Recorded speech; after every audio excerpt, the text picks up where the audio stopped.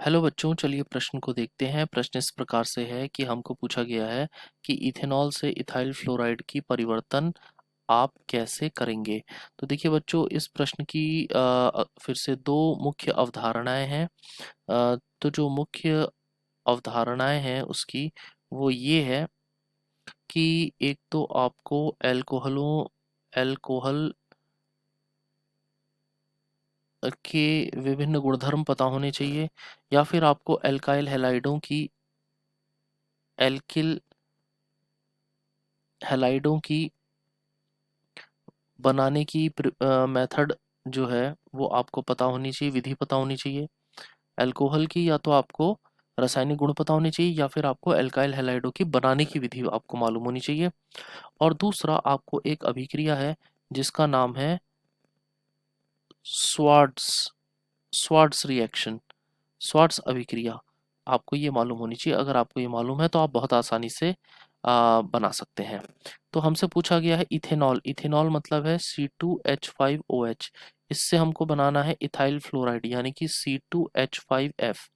तो इससे हम कैसे बना सकते हैं? इसको हम दो चरणों में बनाएंगे।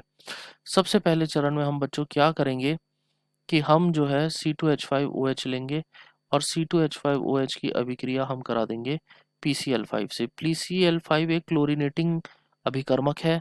ये क्या करेगा? OH को हटाएगा और इसकी जगह पर Cl जोड़ देगा, तो हमको मिल जाएगा C2H5Cl। दूसरे चरण में हम क्या करेंगे? जो ये C2H5Cl है, इसकी अभिक्रिया हम कराएंगे सिल्वर फ्लोराइड के साथ।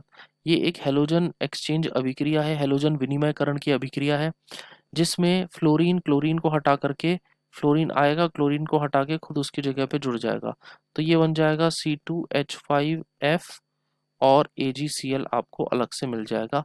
इस अभिक्रिया का नाम स्वार्ट्स स्वार्ट्स अभिक्रिया है। स्वार्ट्स अभिक्रिया के स्वार्ट्स रिएक्शन के नाम से हम इसको जानते हैं।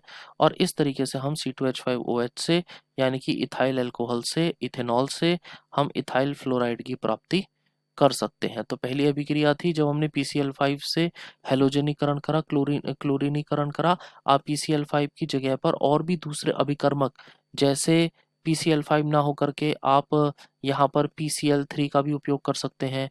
आप यहाँ SOCl2 का भी उपयोग, थायनल क्लोराइड का भी उपयोग कर सकते हैं।